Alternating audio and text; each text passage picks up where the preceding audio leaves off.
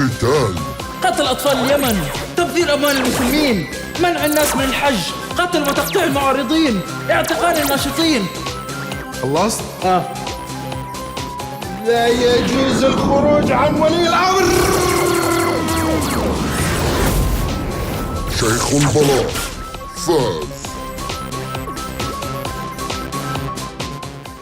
تخيل أن للحاكم سواء كان ملكا أو رئيس دولة إلى آخره له نصف ساعة في التلفزيون يخرج على الهواء مباشرة يزني ويشرب الخمر، حتى ولو كان فاسق وضال، بل وربما اعتدى على عرضك أيضا، ولو كان يزني ويلوط.